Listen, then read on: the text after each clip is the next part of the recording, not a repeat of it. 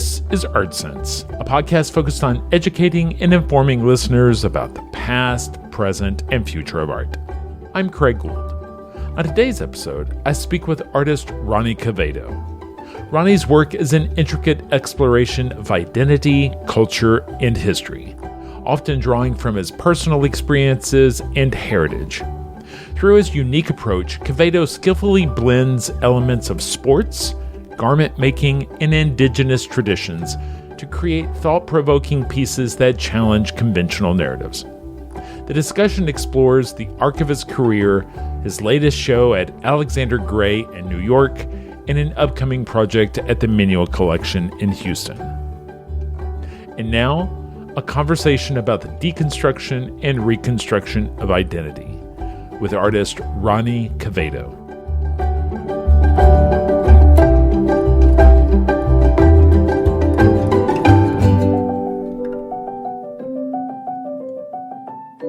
Ronny Quevedo, thank you so much for joining me this week on the Art Sense podcast. Ronny, you have a show that's just wrapping up at Alexander Gray in New York called Composite Portals. That's wrapping up June 15th. I want to talk to you about your work and everything that goes into your work. And Ronny, a lot of times with artists, I like to start with a hypothetical, which is, let's say you're sitting at a dinner party next to a perfect stranger who has no idea who you are or what your work consists of. Where do you even start to explain that to them? Thanks, Craig. That's a really good question. I think for the most part, I actually like talking to people about my parents, because that's where a lot of stuff really, I've been pulling a lot from my parents' histories. My dad was a soccer player. My mom was is a seamstress, excuse me. And I think, yeah, if you're at a dinner table, you always want to talk about other people, not yourself. So I think people tend to find it more interesting when you have a backstory or you have something kind of, you know, fun to say about someone else. I think that's one of the more interesting things about your work is that it's very thoughtful of layers of experience, layers of cultures, layers of heritage. It's funny with, like, you know, when I look at the timeline of your work, it was very obvious in those first pieces that we associate with you, the connection to your father and the soccer and the lines and the deconstruction and reconstruction of that. And then over time, it's moved more and more into pattern paper and muslin, but it's all kind of fused together, right? I mean, can you kind of talk about how your work has evolved over the years? Yeah, it's funny. I think I feel like I'm much more looking into a visual language that's kind of derived from all 3 points. The third point being myself, and thinking about the history of my dad as a soccer player was also connected to my own history of kind of placing myself in specific places, in particular in the indoor soccer leagues that we would go to as I was growing up, thinking about what it meant to be a visual artist within the realm of sports, or sports being such a huge influence on myself and my upbringing. Um, and I also have become a little bit more confident, I guess, of being more honest with where um, the work started from. You know, I think the when I was an undergrad, um, it wasn't always a great place to start from such a personal point, you know. Um, I was at Cooper Union at a time where kind of the personal was not necessarily welcomed all the time.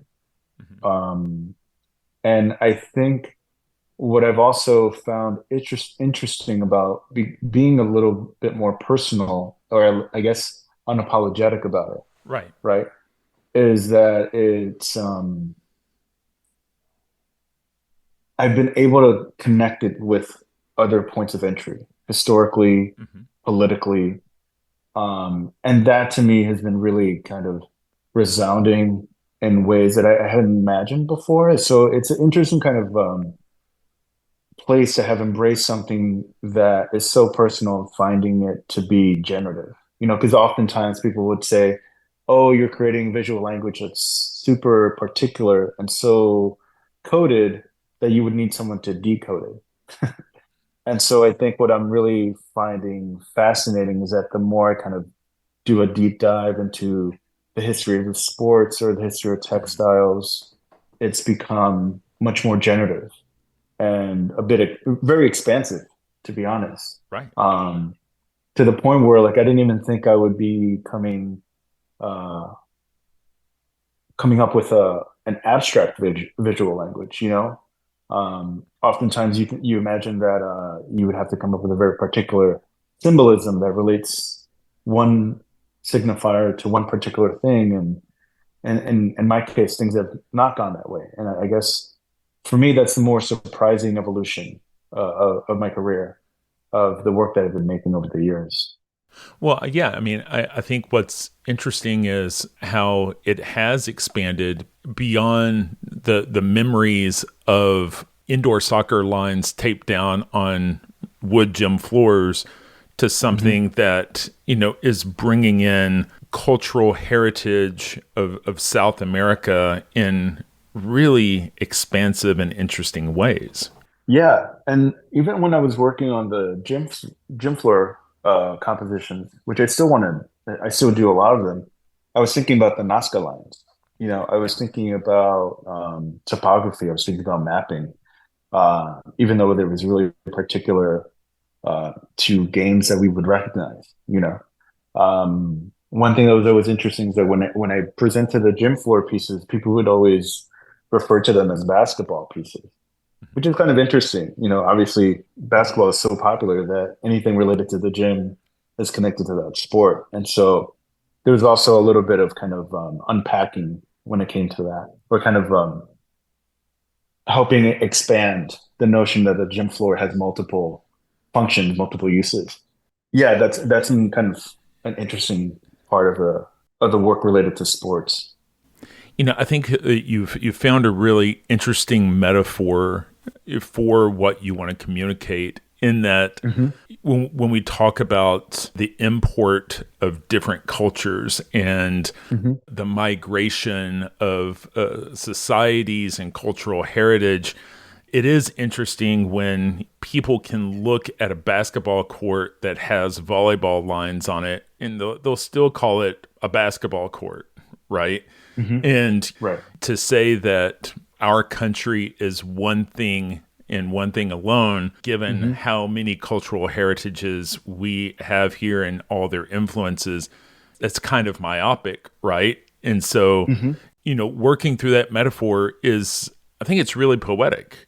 Thanks. Yeah, I mean, I always thought about it as a way of like deconstructing and reconstructing. So, the connection to basketball is still there, but it's also like realizing that there are other games that are possible within those bounds. And so the metaphor of boundaries and, rules that we all subscribe to is a big part of those pieces of like how can we kind of reimagine within the confines of what we already understand. And so for me, the gym floor was a really important place to start because it's something I lived. We were able to play soccer within the bounds of a basketball court. I got to see, public high school gymnasiums turn into community events over the course of a Saturday, where like all of a sudden the public school setting was something more than just like, learning a topic. It was something specific and cultural to me. So um, there's also all of that within kind of the reorienting of the little planks of wood, and so that part was always really interesting because it was also playful. It Sure. was like, oh, I don't have to necessarily recreate anything. I could just deconstruct this thing that I'm really familiar with. Yeah. And so the fact that they were like planks that I was basically repositioning was actually a lot of fun, and very much in line with what I wanted to discuss or bring up, I guess, in the work. It's interesting how the scale of your work has blown up and has come back down, right? And Mm. when we look at some of those earliest works, you were taking the wood grain designed contact paper for like a shelf Hmm. and cutting Hmm. it into really thin strips to emulate Yeah. a basketball floor so that you could create something that's 18 by 24 or 24 by 36 or something. And Hmm. you grew it up to the point where you're actually using one-to-one scale products, and now Hmm. where we've come back down through the use of pattern paper and muslin and gold leaf to we're back again at strips that are maybe what, an eighth of an inch wide, that you're assembling again. Yeah, the strips are a quarter of an inch wide, and the reason I fell on that one was like you mentioned before, I could scale it up and scale it down, but they were those original gym floor pieces were schematics for larger sculptures that I knew were never going to be realized, but they were functioning as potentials, as possibilities. Um, and what I found kind of as a connection to that and the pattern paper was this application of lines and thinking of them as like weavings, right? And so by kind of bringing the the material to a quarter inch thickness, it really meant that I had to, go back into this kind of sense of accumulation and this sense of like paying attention in a very uh, small scale that can only be manifested over kind of this laborious way and expanding to something that you could work. I'm sorry, something that you could put on. Um, so they started as like, the gym floor pieces were starting as schematics, and I think the textile pieces are more like one to one, even though they're still cut to strips. The idea is that these strips accumulate as if it were something that you could put on or something you could travel with. So I was really conscious of the scale being big enough where it felt like it was not too far out of body, you know, something that you can potentially step into. And so again, the connection to the portals really made sense to me in that way, where it was something you could potentially like leap into or get under. I think you've used the term portal before in Hmm. some sculpture pieces that really sort of alluded to, once again, soccer goals. Hmm. Yeah. Portero. Yeah. The term for a goalkeeper. And really, like you were mentioned, thinking about the poetics in that. Like sometimes there's poetics in slippage, sometimes there's poetics in translation. Um, and sometimes it's a nice pun. Right. It's a play on words, and thinking about them as um, how do you extend the role of the goalkeeper into something that is really poetic and not just kind of relying on competition, like what exactly are they guarding? What's behind this portal potentially? I just find that really interesting.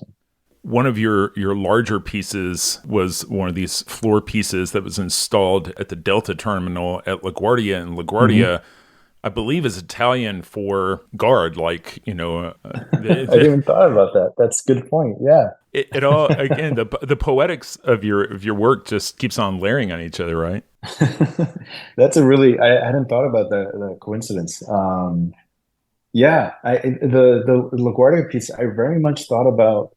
So the LaGuardia piece is a full, almost a quarter gymnasium floor. It was fabricated as a gymnasium floor, painted on with paint that would be used for professional courts with gold leaf on it. Very abstract field, and the piece has rectangular section that is this deep blue that I meant for it to function as this kind of abyss, but also again as a portal, as something that you could look into this kind of deep space. And so Mhm. that has always been interesting to me because it allows for the conflation of space, right? So like once we start using language to describe these places or these visual things, we start making connections to celestial Right. positionings or celestial spaces that we all can conceive in a very abstract way, even though we've never experienced it. We all feel like we have an understanding of it, you know? So I've always found that really interesting that we can kind of, again, generally come to an agreement that we understand what an Right. abyss is and what it looks like, you know? So the piece at Delta provides that in a way where there's a deeper space beyond the basketball court that is kind of celestial.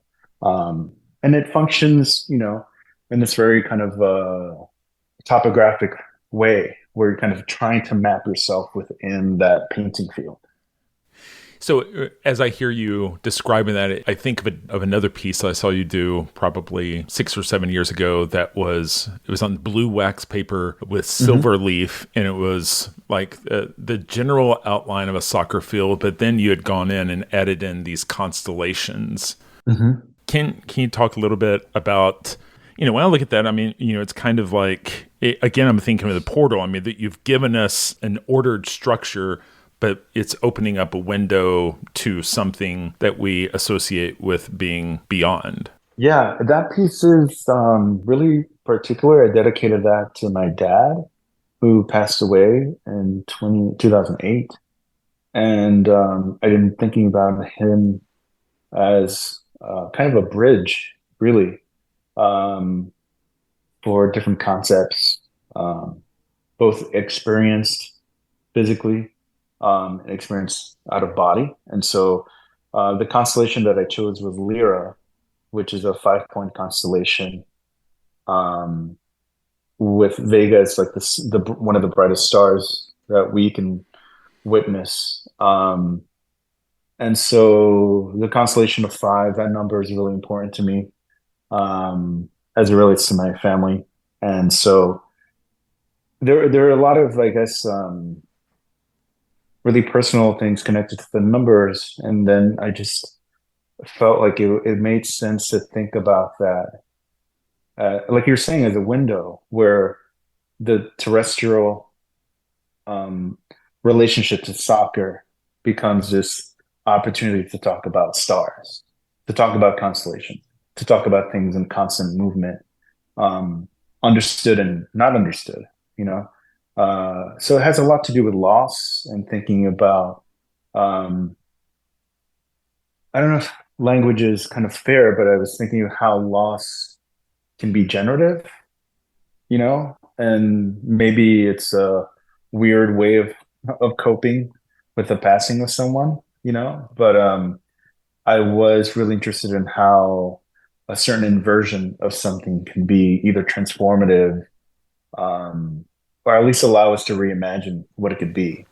When we think of creating work as a painter or, when drawing, a lot of times we can think in terms of how to utilize negative space, how Hmm. to make negative space come alive. And, when I hear you talk about that, it's almost like utilizing that loss, that, what's now an empty space, as part Hmm. of composing, as part of the composition. Yeah, and I think you know, that piece is really important to me.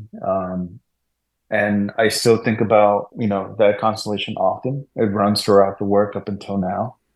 Uh, and I think what you're saying is really important too, as a way of kind of, I guess, organizing some thought of how the negative can be, you know, illustrated, or how loss or similar experiences can be brought up. Or so I guess what I'm trying to get at is like once that kind of concept established itself, I was like, oh well, there's very much a parallel to the history of indigenous cultures in the Andes, right? Of this kind of like um real negative and violent impact, right?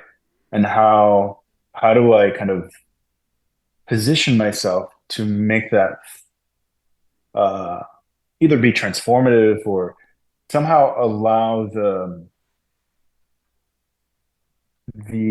loss, I think, to be significant in the present somehow. Right. Um, I don't know if words are really helping me right now. I'm trying to explain this, but um, I really started kind of seeing a parallel to like these cultures of the past and their huge impact on my own identity, right? Mhm. So similar to any parent, right? Their impact on your identity.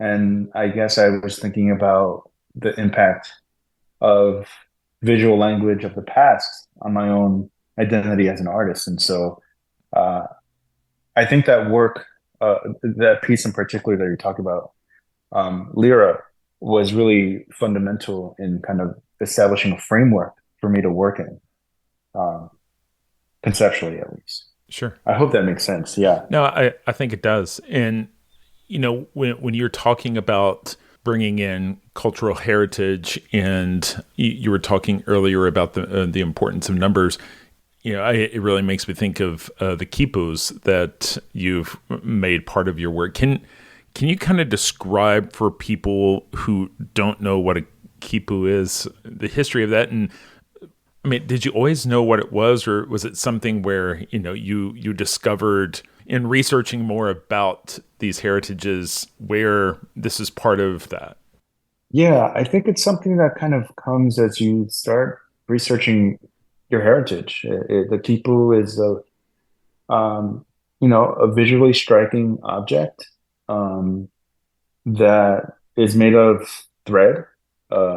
Each thread is connected to one main thread that has other pieces hanging from it. So there could be potentially a whole series of strings attached to it with knots. And so each knot is indicative of a unit that represents finances. It can represent language. Um, I'm not sure if I'm doing a huge, a great description of the quipu right now.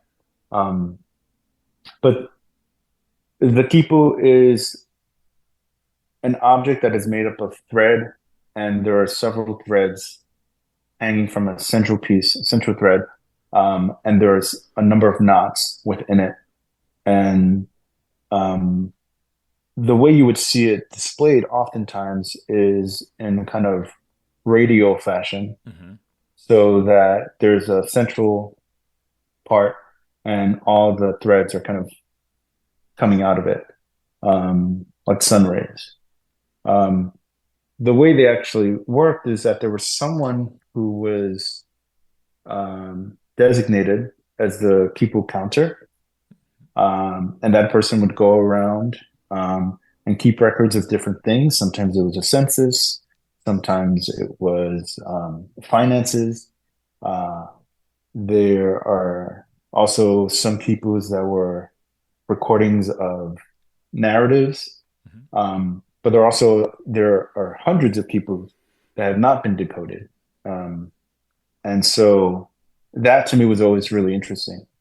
Um, before I skip to the other parts, but like for me, I came across it interested in the visual and the way it looked, right?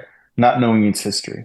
And then as I got to know more of its history, I became even more interested because some of it is some of that information available, but a majority of that information is not available. And the majority of the context for which the peoples existed is destroyed.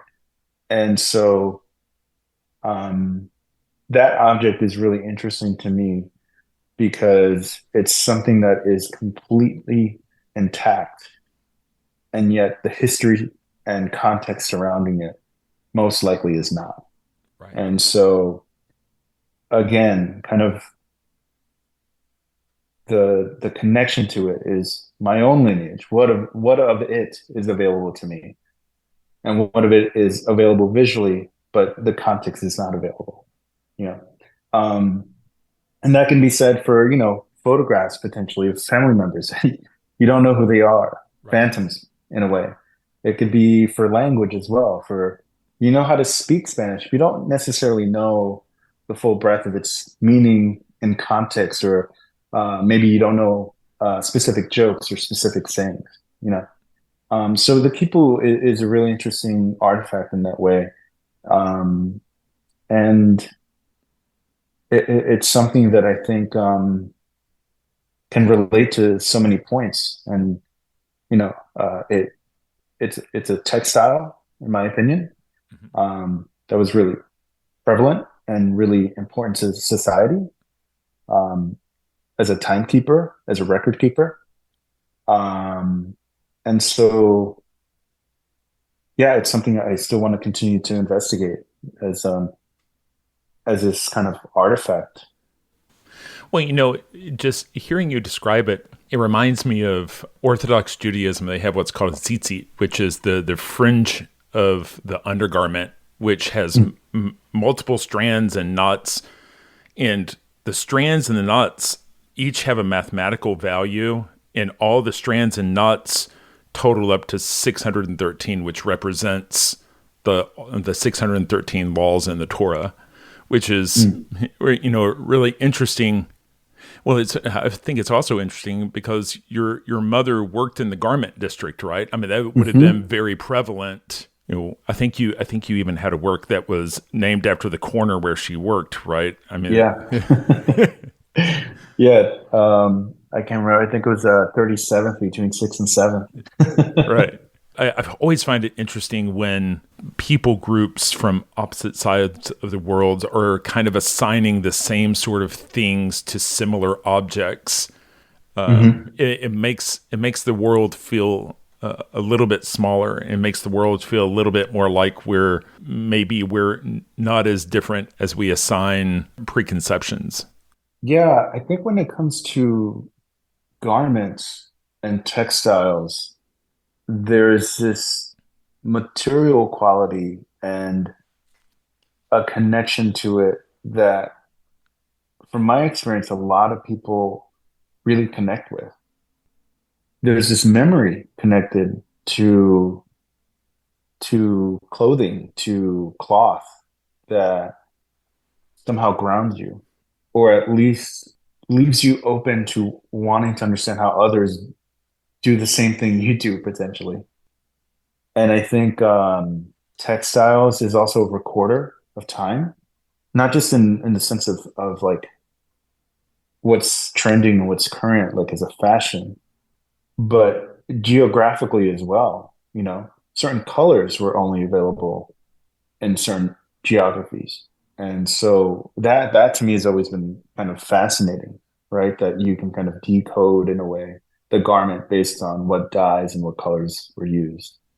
And for me, what I've always been interesting with these kind of points of connection that we might consider universal is how our visual language is developed and how we kind of grow to appreciate certain aesthetics, I Mhm. guess. And I think what I found was that certain aesthetics were kind of overlooked sometimes.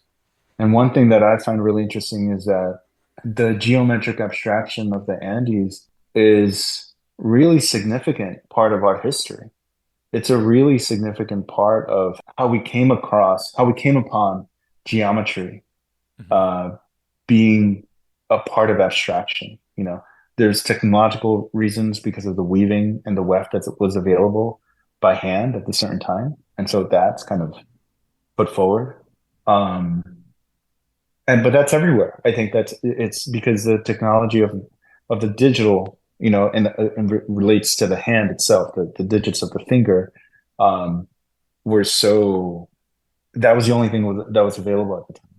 I feel like I'm going on a tangent right now, but No, there are no tangents because I mean it all relates to your work. yeah, to your point about like that, there's a kind of this kind of common point of somehow, or like at least an entry point to the work. It's something I've always been interested in, and what kind of signifiers there are to make it feel like an entry point. Pattern paper provides one because it's about cloth, it's about what we wear. Sports is another one because of its popularity. People really feel that it's a democratic space, even though it's competitive. We all have access to these games, and it provides play in a way that's very open and not exclusive. When I used to teach art history, one of the things I really loved was talking about this topic of the universality of certain symbols, right? And Hmm. for example, all around the world, you know, the square is associated with Earth, and the circle is associated with the heavens. And even when we look at Da Vinci's Vitruvian Man, he's talking about how Hmm. man is kind of that portal between the earthly realm and the spiritual realm. Hmm. And as I'm talking to you about it, I'm thinking of the rectangle of a field with the circle at the Yeah, midfield, right? And so it, right. and again, we're talking about this portal and this bridge and this connection. And no, I think it's really interesting. But you were talking about color earlier. Can you talk about this concept of something called cheeksy? I'll try to do it justice. So the term, um, I came upon it by reading Silvia Rivera Cusicanqui, who is a Bolivian philosopher in my mind. She's also an activist in Bolivia, and wrote about this term, Jixi, and her best metaphor, and I'll use it to try to illustrate it, is to think about the color gray, and the color gray being this space that also incorporates black and white. And so we can understand gray because we understand black and white, but it's also its own term, right? Its own color. And so Kishi is this third space that is understood in a way because we understand uh, two polar opposites, but we also understand that we are constantly creating it and recreating it. And so there's this kind of in and out of the center. Um, and what I really found interesting about it is how it allows for multiplicity to be a foundation, right? Not this place that we arrive upon, right? But a place from which we start. And so that's something I've always been really interested in. I grew up in the Bronx at a time where there wasn't really much of an Ecuadorian community. And so I was, in an environment of synthesis where hip hop was playing, cumbia was playing, merengue, salsa. There was a Caribbean diaspora. There was a African American community. There was a Puerto Rican community, and those were the the cultures that I grew up around and grew up with. And so that notion of synthesizing is a foundation for me. Uh, and so when Silvia Rivera Cusicanqui writes about it, it makes total sense, as an experience. Um, and it's really hard to write about that. It's really hard to come up with terms for it. Um, and then, someone like Edward Glissant, who's talking about opacity and relation, is also someone that I've been really inspired by. Um, so I think what I've always found uh, really ironically grounding about the two of them is that it allows for us to be opaque. It allows Right. for a place of development to be available and to be a place from which to start from. It makes me think that black and white compose the gray, but there are times our perception of that gray is going to change relative of what we see that gray around, right? And Mm. if it's next to something that's really light, it could be mistaken as being closer to black, versus if it's next to something black, it could be perceived as being something closer to white. And as you talk about cultures, it makes me think of things like code switching and our multiracial members of our society who, maybe find themselves in cultural situations where they don't feel enough of one culture or another, depending on what situation they find themselves in. Yeah, I think those points of positioning, right? So it's helpful to start charting oneself, and I guess I speak for myself. I'm from here and from there, right? And so I'm creating a third space. And then I think what I would like to do is not give those points as much emphasis in a way. Like, don't rely on the duality or on the polarity of these two to influence um, the whole of the identity, right? So I think I don't want to misrepresent what you were saying or what you were kind of asking, but I think sometimes we place so much emphasis on the difference that we elevate their value, right? As opposed to kind of allowing for a bit more of a fluid approach to what those positions represent. And so I think what tends to happen, you know, in American society is like, okay, so you're both, right? So you're Ecuadorian American, right? And I just feel like oftentimes that's very short-sighted, um, because there's a lot of other points to discuss, um, that are outside of those two um, positions. I hope that makes sense.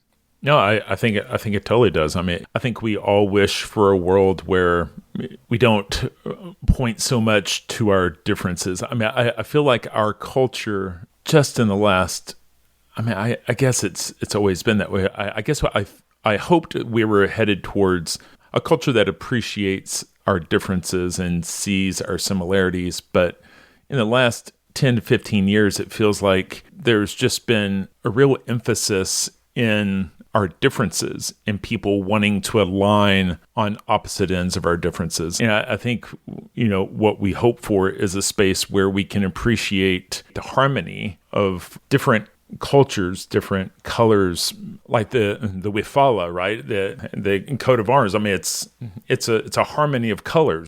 Yeah, I think what also would be helpful when we're kind of expanding our lens through which to view things is to also posit what we would attribute as marginal as places that are parallel to a potential center, or um, histories that are not as prevalent, and I think there's a lot of kind of ways of telling a story that have been dismissive and dismissive of marginal contributions to the center, right? And so I think, Glissant talks about this, and he talks about creolization being crucial in uh, the real modernity in a way.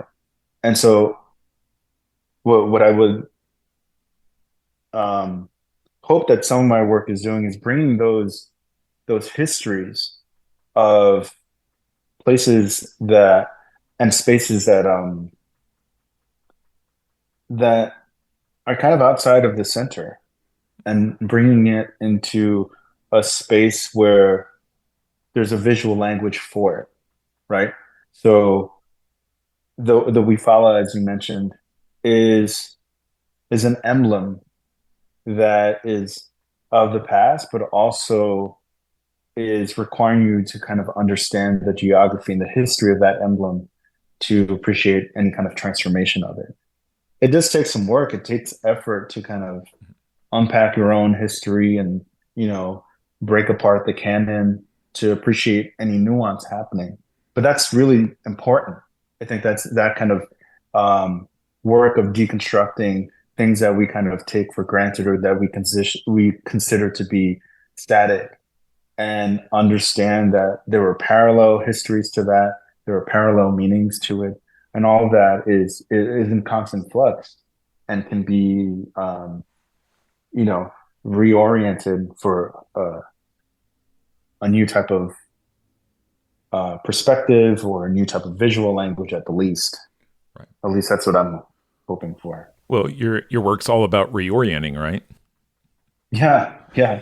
And allowing to be lost in it too, you know? I mean, I never thought that the work become, in my opinion, so abstract, you know? There's Yeah. obviously, I can delineate where a lot of these symbolisms come from, Mhm. but I think the abstraction provides a space in which things are being are become are in formation, right? Sure. They're not spoken for, and so that I feel is a could be a generative position to Mhm. discuss these histories rather than to omit them or to disregard them as as irrelevant or as marginal because they're not marginal. They're crucial, you know. Right. Um, and I think about the checkerboard and the grid as an example Mhm. where um, it's something I think about, and whenever I think about it, I think about the Inca Empire and the role of weaving in what we would consider, you know, modern painting. I'm not the first one to to claim any of that. There are a lot of, you know, female artists that you know have um, said as much in their own visual work. You know, yeah, I guess I'm just really interested in uh, taking a little bit more time of looking at these uh, symbols and markers that we consider to be neutral and breaking them down or transforming them somehow. When you deconstruct and you're when you're reconstructing, are you consciously making dozens of little decisions on where these marks are going to be placed back in there? But because I mean, some of these marks when they're reassembled, I mean, they have a lot of movement and they're creating a Mhm. lot of space, and it's almost like a Julie Moretu sort of composition. How conscious are you and deliberate in figuring out how these marks are going to get reassembled? In that sense, I do think of the work as a score, sometimes as a musical score, because I am working at a quarter inch per second in a way. You know, I have strips of color and paper that I'm, you know, quarter inch by like 48 inches, and I'm placing them one by one. And I'm making decisions as it relates to the piece, the the strand right next to it. And then I'm making decisions as that is built up across the length of the muslin. I'm also making decisions based on what I know that image was initially. So there's this really playful and kind of improvisational approach, you know, to the work that you know, musical scores is a big influence. You know, I think of Charles Mingus a lot as someone who, you know, if I could make artwork like him, I'd Right. be really happy. Uh, yeah. And I'm really tempted to have someone try to convert some of your work into music, right? And because I Mm. mean it's there. I mean, like you said, each of those quarter inch columns are a time signature, and someone could assign a particular value to the marks. It makes me curious what your work would sound like. Yeah, I would love to find out if anyone would love to respond to it in that way because abstraction maybe opens itself up to that, you know? Like I said, we're wrapping up the show at Alexander Gray. What's next? I understand you have something coming up at the Menil Collection in Houston. Is there anything you can talk about there, or is it still a little too early in the process? I've been invited to be part of the wall drawing series at the Menil Drawing Institute. And so I'm being asked to create a site-specific wall drawing that is specific to that site, and it's ephemeral. It's going to involve techniques that I've used that include dressmaker wax paper and pressing that into the physical wall at the institute. It's probably more in line with the mapping works that I used to do as part of my series, Every Measure of Zero. And it's scaling it to a size that is 36 by 9 feet. And so it's a scale that's new as a drawing project.